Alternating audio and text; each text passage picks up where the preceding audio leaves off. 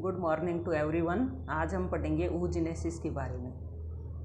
oogenesis की प्रक्रिया अंडाशय की जर्मिनल एपिथेलियम में होती है। एक जोड़ी अंडाशय पृष्ठदेह भित्ति से ट्यूनिका एल्बुजिनिया, जो कि वाइट फाइब्रस कनेक्टिव टिश्यू हैं, की सहायता से जुड़े हुए होते हैं। स्पर्मेटोजेनेसिस के समान ही oogenesis में भी तीन प्रावस्थाएं multiplication phase, growth phase and maturation phase होती है। लेकिन oogenesis में मल्टीप्लिकेशन फेज भ्रूणीय प्रावस्था के 10वें सप्ताह में ही शुरू हो जाती है और 25वें सप्ताह में समाप्त हो जाती है। इसके बाद में नए oogonia का निर्माण नहीं होता है। जन्म के समय कुल प्राइमरी oocytes की संख्या 60 से 70 लाख होती है, लेकिन प्यूबर्टी के समय इनकी संख्या घट करके 4 लाख रह जाती है। ऐसा फॉलिकुलर एट्रेसिया या पुटकीय जीर्णता के कारण होता है। oogenesis के दौरान 2 बार कोशिका विभाजन अवरुद्ध होता है। मियोसिस फर्स्ट के प्रोफेज फर्स्ट की डिप्लोटीन प्रावस्था में और सेकंड टाइम मियोसिस सेकंड की मेटाफेज सेकंड अवस्था में।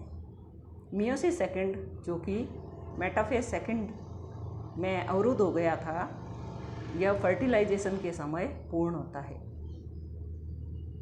मल्टीप्लिकेशन फेज में प्राइमोर्डियल जर्म सेल्स या आदि जनन कोशिकाएं एग मदर सेल में कन्वर्ट होती हैं और लगातार समसूत्री विभाजन के द्वारा कई oogonia का निर्माण होता है, लेकिन केवल एक oogonia आगे चल कर के ओवम का निर्माण करता है और शेष नर्व सेल्स या फॉलिकल सेल्स में कन्वर्ट हो जाते हैं। जैसा कि चित्र में दिखाया गया है, प्राइमोर्डियल जर्म सेल्स जो कि अंडाशय से बाहर निर्मित होती हैं, वहाँ से प्रवास करके अंडाशय में पहुँचती हैं और जर्म सेल्स के रूप में वहाँ पाई जाती हैं। इनमें लगातार माइटोसिस होता है, जिसके द्वारा कई सारे oogonia का निर्माण होता है। इस प्रावस्था को मल्टीप्लिकेशन फेज कहते हैं। oogonia में साइटोप्लाज्म की मात्रा बढ़ती है, पित्त का निर्माण और संश्लेषण संग्रहण होता है और इसके कारण oogonia साइज में बड़ा हो जाता है। इसको अब प्राइमरी oocyte कहते हैं। इसमें गुणसूत्रों की संख्या द्विगुणित होती है और इसे प्रावस्था को ग्रोथ फेज कहते हैं। प्राइमरी oocyte में ही मियोसिस फर्स्ट शुरू हो जाता है और यह प्रोफेज फर्स्ट के डिप्लोटीन अवस्था में आकर के अवरुद्ध हो जाता है।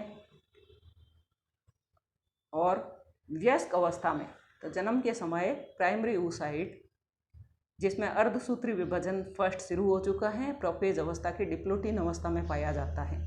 वयस्कावस्था में गोनेडोट्रोफिन रिलीजिंग हार्मोन और FSH के प्रभाव से मियोसिस फर्स्ट कंप्लीट होता है।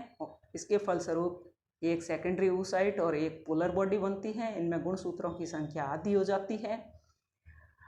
सेकेंडरी oocyte में मियोसिस सेकंड शुरू होता है और यह मेटाफेज सेकंड में आकर के अवरुद्ध हो जाता है, जो कि निषेचन के समय पूर्ण होता है। इसके फलस्वरूप एक ओवम का निर्माण होता है और सेकेंडरी पोलर बॉडी बनती है।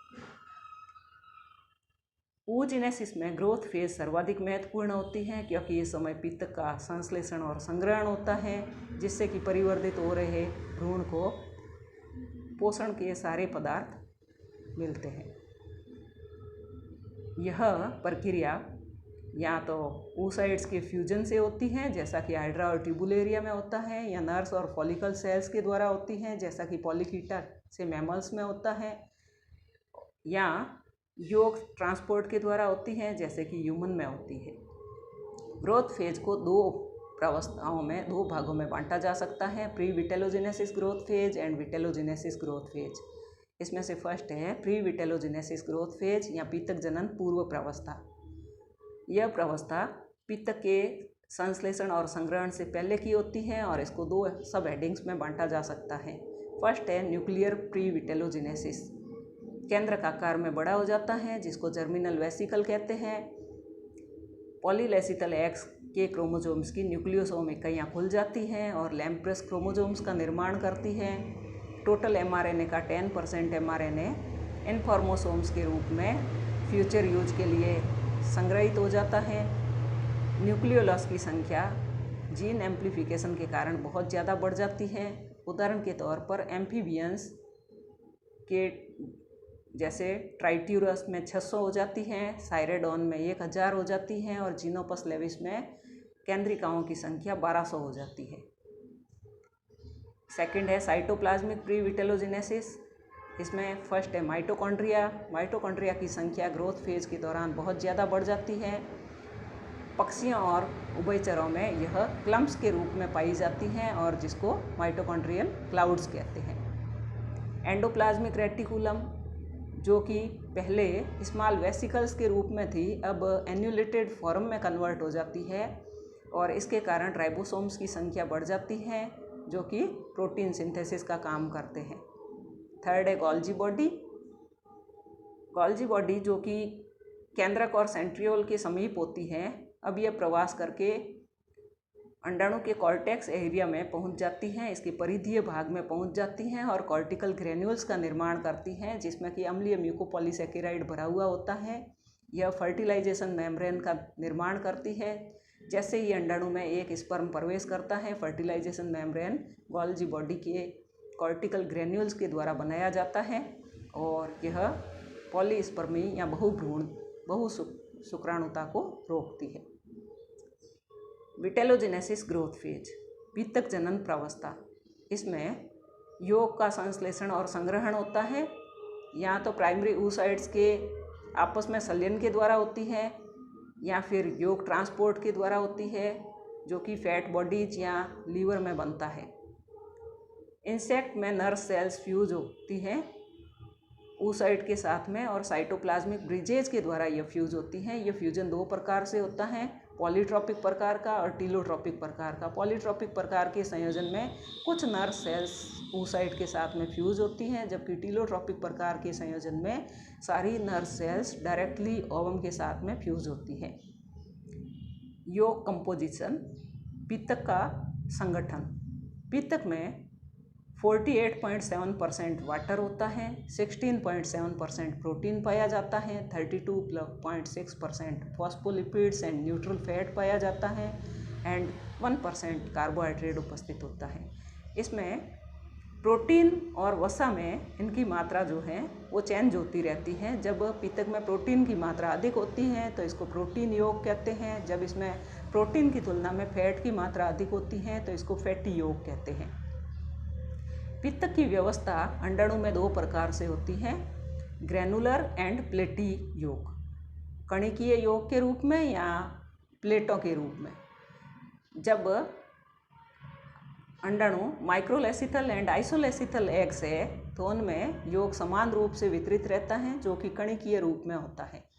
मीजोलेसिथल टू पॉलीलेसिथल एग्स में योग प्लेटी योग के रूप में होता है जिसमें कि फॉस्फेटिन और लिपोविटेलाइन मिलकर के षटकोणीय जालक का निर्माण करते हैं, जिसमें 2 फॉस्फेटिन और 1 लिपोविटेलाइन के अणु लैटिस फॉर्म के रूप में पाए जाते हैं। थर्ड है maturation phase.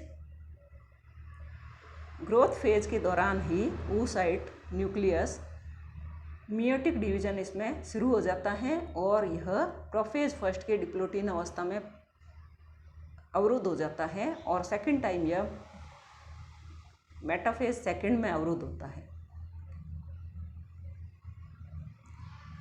Second cell division या सेकंड मियोसिस के कंप्लीट होने के लिए कुछ बाहरी स्टिमुलस की ज़रूरत होती है जो कि शुक्राणु के द्वारा प्राप्त होता है। सेकंड मियोटिक डिवीजन पूर्ण होने से पहले जो अंडाणु में polarity of egg, symmetry of egg and cortical differentiation का डिटर्मिनेशन होता है। As a result of maturation division 1 ovum and 3 polar bodies are formed. Egg membranes,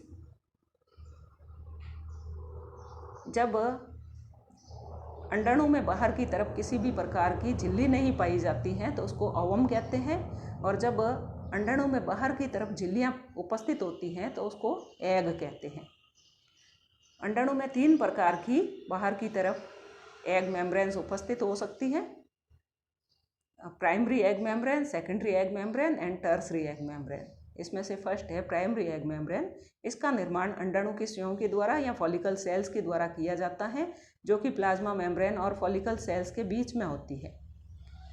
इनके प्रकार हैं, फर्स्ट है विटेलाइन मेम्ब्रेन, यह ए सेलुलर होती है, ट्रांसपेरेंट लेयर ऑफ म्यूकोप्रोटीन होती है। उदाहरण है फिशेज में इसको कॉरियन कहते हैं, रेप्टाइल्स और मैमल्स में इसको जोना पेलुसिडा कहते हैं। सेकंड है जोना रेडिएटा, शार्क में, बोनी फिशेज में, एम्फीबियंस में, रेप्टाइल्स में पाई जाती हैं और स्ट्रेटिफाइड लेयर होती है। थर्ड है जेली एनवलप, जो कि काइनोडर्म्स और नॉन कॉर्डेट्स में पाई जाती हैं। सेकेंडरी एग मेम्ब्रेन, इसका निर्माण फॉलिकल सेल्स की सहायता से किया जाता है। मैमल्स में corona radiata, insect ascidians and cyclostomes में यह काइटिन की बनी होती है, जिसको कॉरियन कहते हैं।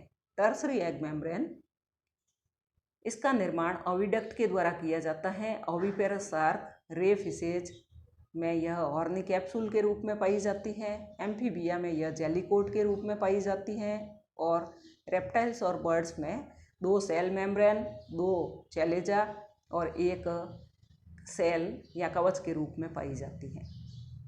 टाइप्स ऑफ एग्स, फर्स्ट है on the basis of yolk, amount of yolk. On the basis of amount of yolk, yolk की मात्रा के आधार पर अंडाणुओं को alecithal egg, microlecithal egg, mesolecithal egg and megalecithal eggs में बांटा जा सकता है। एलेसिथल एग जिनमें की पित्त की मात्रा अत्यंत सूक्ष्म होती है, जैसा कि स्तनधारियों के अंडों में होता है। माइक्रोलेसिथल एग जिनमें पित्त की सूक्ष्म मात्रा होती है, जैसा कि एम्फियोक्सस में होता है। मीजोलेसिथल एग इनमें पित्त की मध्यम मात्रा होती है, जैसा कि एम्फीबियंस में होता है। मेगालेसिथल एग्स इनमें पित्त की मात्रा बहुत अधिक होती है, जैसा कि कीटों में, पक्षियों में, रेप्टाइल्स में पाया जाता है। सेकंड है on the basis of distribution of योग, इसके आधार पर अंडाणुओं को आइसो और होमोलेसिथल, समपित्त की, जिनमें कि पित्त का वितरण समान रूप से रहता है, और ऐसा एलेसिथल एंड माइक्रोलेसिथल एग्स में होता है। टीलोलेसिथल एग्स जिनमें कि पित्त एक एनिमल या वेजिटल पोल में से वेजिटल पोल पर इकट्ठा रहता है और एनिमल पोल पर इसकी मात्रा बहुत कम होती है, और यह मीजो और मेगालेसिथल एग्स में पाया जाता है। थर्ड है सेंट्रोलेसिथल एग्स, यह मेगालेसिथल एग्स होते हैं और कीटों और कुछ मछलियों में पाए जाते हैं। इनमें पित्तक जो है वो मध्य भाग में संग्रहित रहता है। थर्ड है on the basis of presence of cell, कवच की उपस्थिति के आधार पर cleidoic and non cleidoic eggs, कवचधारी अंडे और बिना कवच वाले अंडे, जिनमें भ्रूण का परिवर्धन शरीर से बाहर होता है, उनमें क्लेडोइक एग्स पाए जाते हैं, जो कि परिवर्तित हो रहे भ्रूण की रक्षा करते हैं।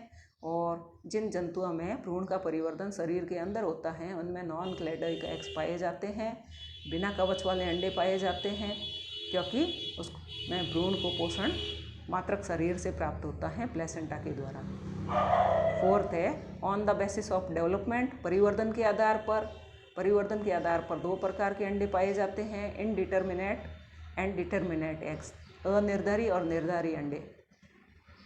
फर्स्ट है जिनमें विदलन के शुरुआती अवस्था में कोशिकाओं में किसी भी प्रकार का निर्धारण नहीं होता है कि कौन सी कोशिका आगे चल करके किस संरचना का निर्माण करेगी, तो इस प्रकार के अंडों को इनडिटर्मिनेट एग्स कहते हैं। और जिन अंडों में भ्रूण के भविष्य का निर्धारण पहले से ही तय हो जाता है, इस प्रकार के अंडों को डिटर्मिनेट एग्स कहते हैं। थैंक्स।